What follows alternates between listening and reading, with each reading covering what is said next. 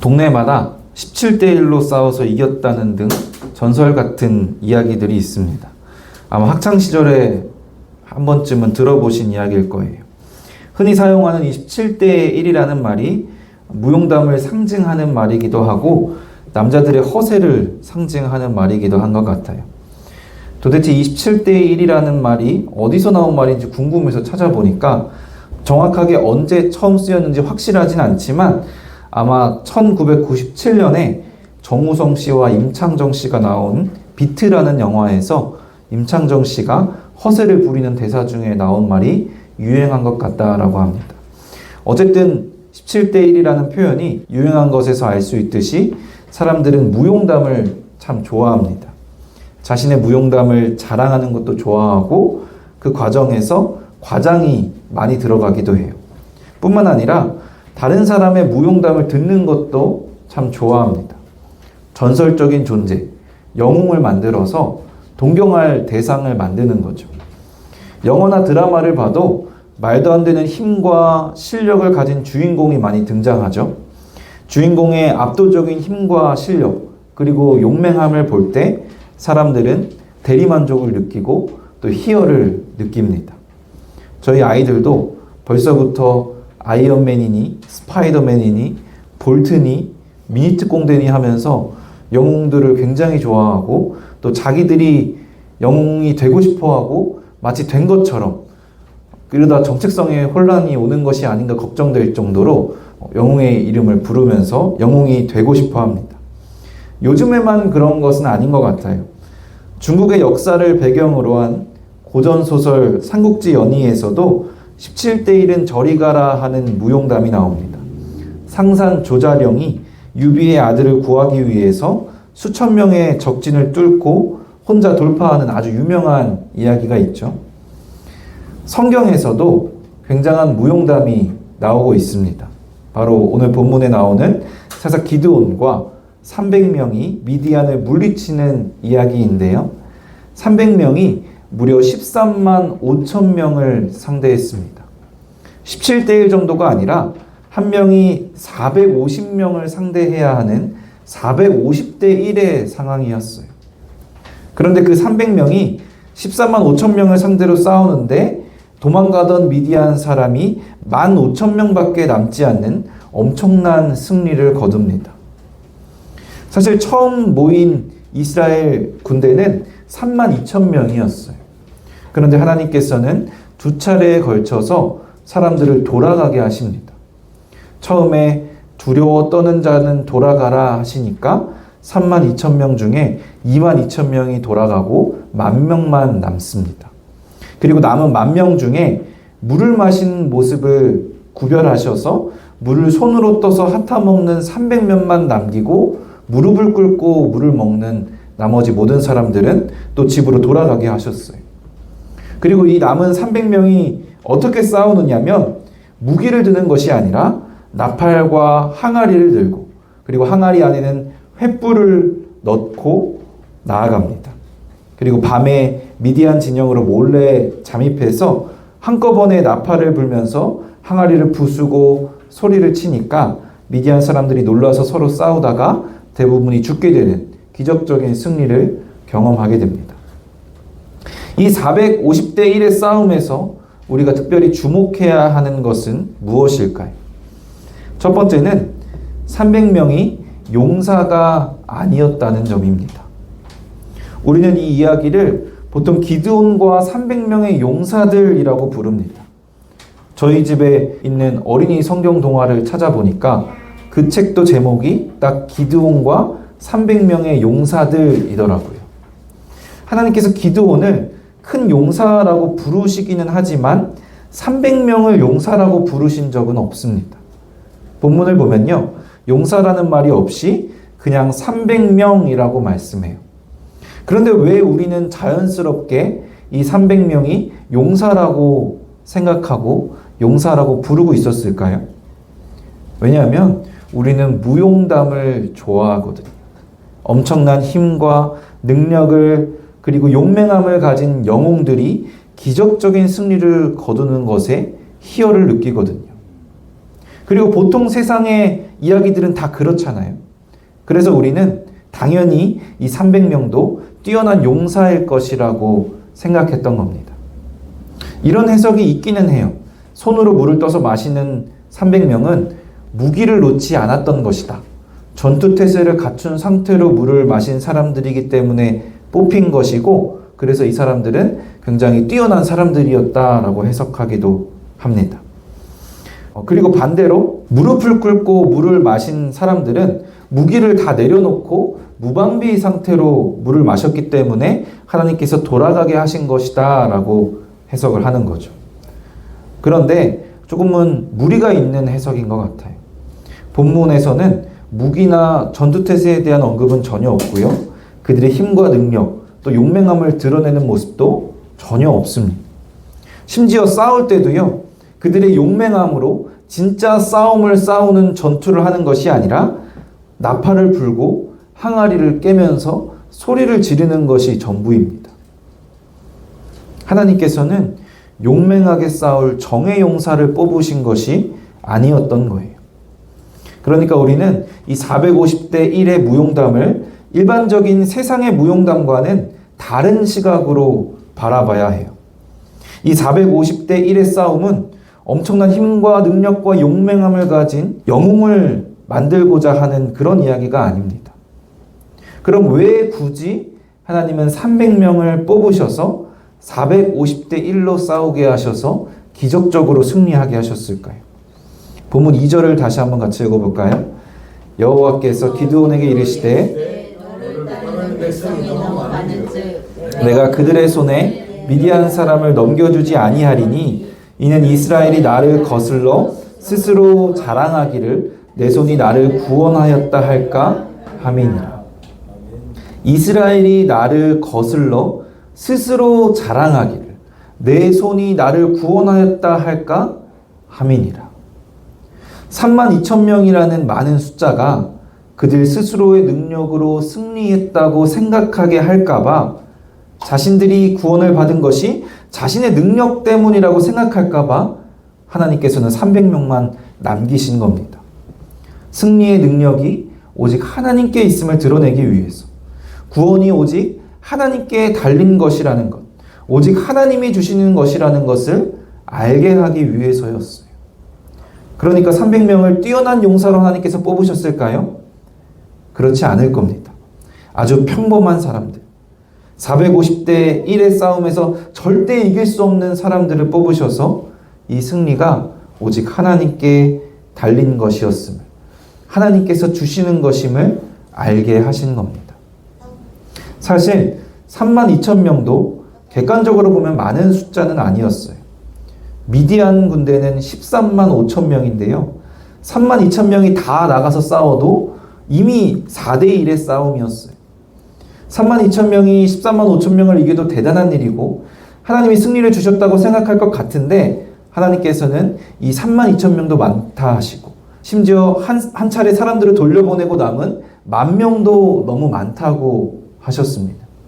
인간의 마음이 얼마나 교만한지를 아셨기 때문이에요. 아주 조금이라도 이길 가능성이 보이는 싸움에서 이기면 그것이 사람들의 자랑이 되고 사람들이 자신의 능력이라고 생각하는 교만함이 나올 것이라는 것을 아셨기 때문입니다.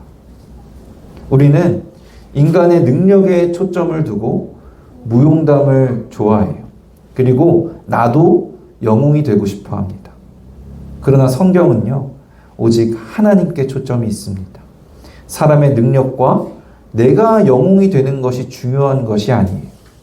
그래서 하나님께서는 아예 이길 가능성이 전혀 없는 싸움을 통해서 우리가 오직 하나님을 의지해야 함과 하나님이 승리하게 하신다는 것을 깨닫게 하시는 겁니다. 오늘 본문에 나오는 이 싸움의 원리는 우리가 받은 구원의 원리와도 같습니다. 일반적인 상식과 또 우리의 바람과는 전혀 다른 원리예요. 상식적으로 생각하면 많은 숫자를 이기기 위해서는 더 많은 숫자가 필요하고 아니면 뛰어난 전략이 필요한데, 하나님께서 택하신 방법은 300명만 남기시고 실제로는 직접 싸우지도 않는 상식적이지 않은 방법을 사용하셨어요.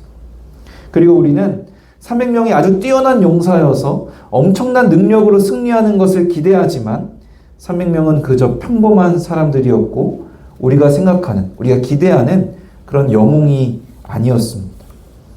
우리를 구원하시는 방법, 예수 그리스도의 십자가의 도도 얼마나 비상식적입니까?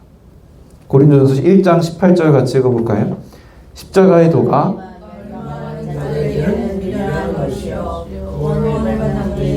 하나님의 능력이다. 상식적으로 보기에, 세상이 보기에 복음은 분명 미련한 것입니다.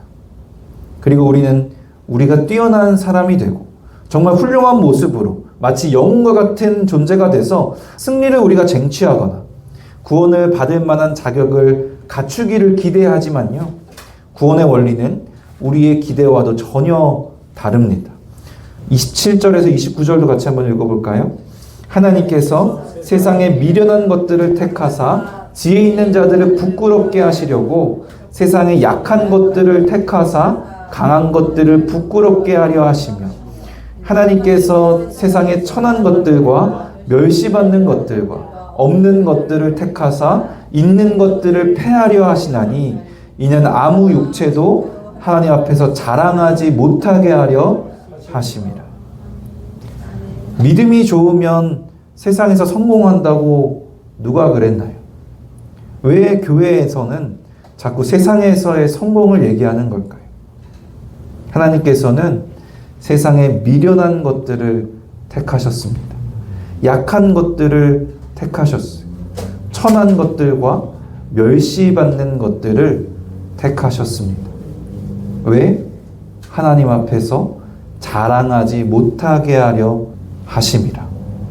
그래서 사도 바울은 자신의 약함까지도 자랑합니다. 고린도서 12장 9절입니다. 나의 여러 약한 것들에 대하여 자랑하리니 이는 그리스도의 능력이 내게 머물게 하려 함이라. 여기에 모인 하나님께서 택하신 여러분들은 세상의 기준으로는 미련하고 약하고 천하고 또 멸시를 받을 수도 있습니다.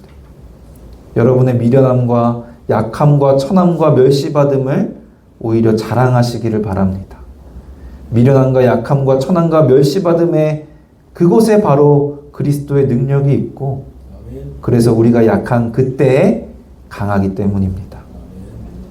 450대 1의 싸움에서 우리가 주목해야 할 것 두 번째는 기드온은 불안해했다는 겁니다. 32,000명 중에 99%가 넘는 사람들이 돌아가고 300명만 남았을 때 기드온의 기분이 어땠을까요? 300명을 데리고 13만 5천 명과 싸워야 한다니 굉장히 막막했을 겁니다. 그러나 하나님께서 이미 기드온에게 3번이나 표적을 보여주셨다는 것도 우리는 기억해야 돼요. 하나님의 사자가 사라지는 모습을 통해서 기드온은 정말 하나님의 사자가 자신을 택했다는 것을 알게 하셨고요. 기드온이 요청한 대로 양털만 젖고 땅은 마르는 표적, 반대로 양털만 마르고 땅은 젖는 표적을 보여주심으로써 기드온을 통해 이스라엘을 구원하신다는 것을 하나님께서는 분명히 알려주셨습니다. 심지어 300명만 남기는 장면에서도 하나님께서는 기드온에게 승리를 약속해 주시고 또 전쟁에 나갈 것을 명령하시면서도 다시 한번 승리를 약속해 주셨습니다. 본문 7절 같이 한번 읽어볼까요? 여호와께서 기드온에게 이르시되 내가 이 물을 핥아 먹는 300명으로 너희를 구원하며 미디안을 내 손에 넘겨주리니 남은 백성은 각각 자기의 처소로 돌아갈 것이니라 하시니. 7장 9절입니다. 그 밤에 여호와께서 기드온에게 이르시되 일어나 진영으로 내려가라. 내가 그것을 내 손에 넘겨주었느니라. 이처럼 표적도 보여주시고 이렇게 말씀도 해주셨으면, 약속도 해주셨으면 이제 좀 믿고 나아가야 되는데 기드온은 여전히 불안했던 것 같아요. 결국 표적도 온전히 믿지 못하고 하나님의 말씀도 온전히 믿지 못한 거죠. 눈앞의 현실과 상황을 더 중요하게 여겼기 때문입니다. 그래서 이번에는 하나님께서 기드온이 먼저 표적을 요청하기 전에 불안해하는 기드온이 확신을 갖고 나아갈 수 있는 방법을 알려주셨어요. 7장 10절부터 14절에 나오는 이야기인데요. 하나님께서 기드온에게 만약 네가 두려우면 불화라는 부하를 데리고 미디안 진영에 한번 가보라고 명령하셨어요. 그래서 두려웠던 이 기드온이 미디안 진영에 가보긴 가보는데 얼마나 무서웠는지 진영에 가본 것이 아니라 말씀을 잘 보면 진영 근처로 갔다라고 합니다. 그런데 그 진영 근처에 갔는데도 불구하고 하나님께서는 표적을 보여주셨어요. 미디안 사람들이 꿈 얘기를 하는 것을 듣게 하셨는데요. 그 꿈이 하나님이 미디안을 기드온에게 넘겨주셨다는 뜻이라고 자기들끼리 미디안 사람들끼리 이야기하는 것을 듣고 기드온이 비로소 미디안과 싸우게 되는 거죠. 이처럼 하나님의 표적도 온전히 믿지 못하고 하나님의 약속의 말씀도 믿지 못해서 불안해하는 이 기드온의 모습이 바로 우리의 모습인 것 같습니다. 신앙생활을 하시면서 수많은 성령 체험을 하신 분도 있으실 테고 그렇지 않으신 분도 있으실 텐데요. 사실 우리에게 가장 중요하고 또 분명한 표적은 예수 그리스도께서 말씀하신 표적, 그 요나의 표적, 예수 그리스도의 부활입니다. 그리고 우리에게 완성된 하나님의 말씀, 이 계시의 말씀도 우리에게 주셨어요. 우리에게 이미 승리를 주셨다고, 우리와 항상 함께 하신다고, 이제 두려워하지 말고 사명을 감당하기 위해 가라고 하시는데 우리는 불안해합니다. 여전히 두려워합니다.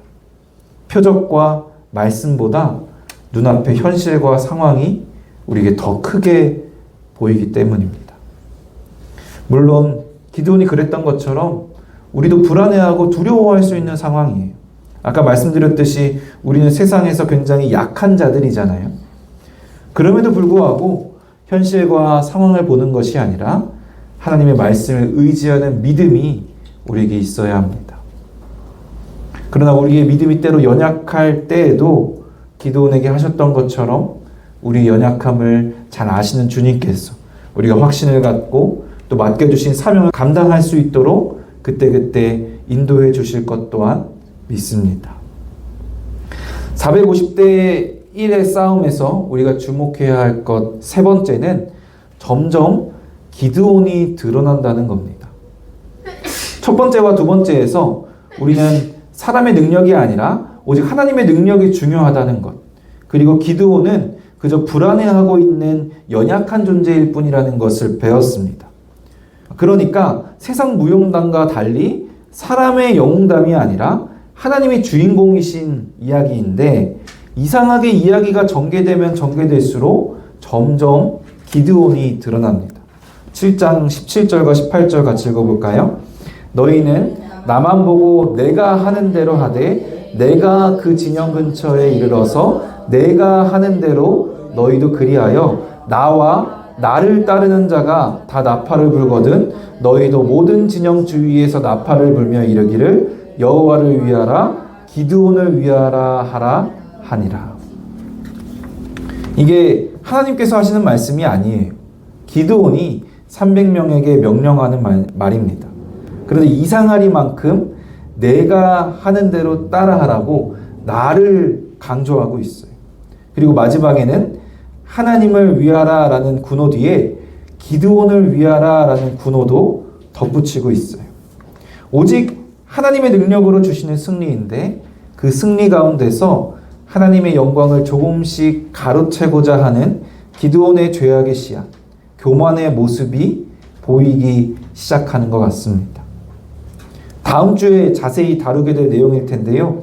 뒤에 8장, 9장에 나오는 기드온의 문제들을 보게 되면 분명 기드온은 교만의 죄에 조금씩 잠식되고 있었던 것으로 보입니다. 13명 5천명에 맞서 싸우는데 하나님께서는 10,000명도 많다고 하신 것이 인간의 마음이 얼마나 교만한지를 보여주는 것이라고 말씀을 드렸었는데요. 기드온의 모습을 봐도 인간의 교만이 얼마나 무서운 것인지를 보게 됩니다.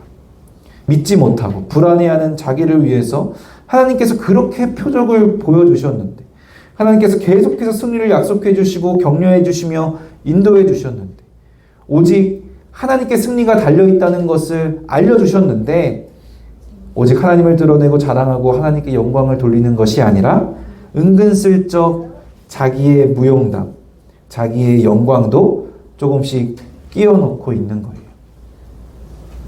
불안해하는 기드온의 모습뿐만이 아니라 이 교만의 죄에 빠지는 기드온의 모습도 우리의 모습입니다. 불안해하고 두려워하다가 하나님이 뭔가 문제를 해결해 주시고 조금만 잘 풀리는 것이 있으면 은근슬쩍 나의 자랑도 끼워 넣는 모습이 우리에게 분명히 있습니다. 내가 잘 믿어서 그런 거라고, 내가 순종해서 그런 거라고, 나를 따라하라고, 나처럼 하면 된다라고 말을 합니다. 제가 간증에 대해서 몇 번 말씀을 드린 적이 있었는데요. 간증이 성경에서도 분명히 있고 분명 교회 공동체에 필요하고 또 유익한 것이기도 하지만 그럼에도 불구하고 우리가 간증에 대해 굉장히 조심해야 하는 것은 간증에 사람의 자랑, 사람의 영광, 사람의 교만이 들어가는 경우가 굉장히 많기 때문이에요. 분명히 하나님의 일하심을 말하고 하나님께 영광을 돌리는 것 같은데 교묘하게 사람의 자랑과 사람의 영광이 끼어 들어가는 경우가 굉장히 많아요. 마치 여호와를 위하여라는 군호 뒤에 기드온을 위하여라는 군호를 덧붙인 것처럼 그렇습니다. 그래서 듣고 나면 하나님이 남는 것이 아니라 사람의 무용담을 듣고 난 것 같은 그런 찜찜한 기분이 들 때가 있는 거예요. 작은 것처럼 보이는 이 교만의 씨앗이 얼마나 커질 수 있는지 다음 주에 8장, 9장 말씀을 통해서 더 자세하게 나누게 될 겁니다. 사랑하는 성도 여러분, 성경의 원리, 십자가의 도는 세상의 원리와는 완전히 다릅니다. 다른 종교의 원리들과도 분명히 달라요. 세상과 다른 종교들은요, 무용담을 좋아하고 결국 사람의 능력과 또 사람의 노력이 중요하고 사람이 드러나고 사람이 주인공이 되지만 성경은 사람의 능력이 전혀 중요하지 않습니다. 사람의 노력으로는 구원을 이룰 수가 없습니다. 사람이 결코 주인공이 아닙니다. 오직 하나님이 주인공이시고 하나님의 능력만이 중요합니다. 물론 사람이라는 존재 자체는 너무나 중요하고 하나님께서도 사람을 너무나도 사랑해 주시지만 사람이 드러나는 것, 사람을 자랑하는 것을 교만이라는 죄라고 분명하게 말씀하셨어요. 우리는 우리가 기대하는 것처럼 영웅이 아니고 그저 불안해하고 두려워하는 연약한 죄인일 뿐이지만 하나님께서는 오히려 이런 우리를 택하신 줄로 믿습니다. 모든 육체가 하나님 앞에서 자랑하지 못하도록 미련하고 약하고 천하고 멸시받는 자들을 택하셨습니다. 세상이 보기에 미련하고 우리도 때로 이해하기 어려운 이 십자가의 도를 믿는 믿음으로 두려워하지 않고 하나님이 주신 사명을 잘 감당할 뿐만이 아니라 그 가운데서도 내가 아닌 오직 하나님만을 드러내는, 오직 하나님께 영광 올려드리는 저 여러분 되시기를 주님의 이름으로 간절히 축원합니다.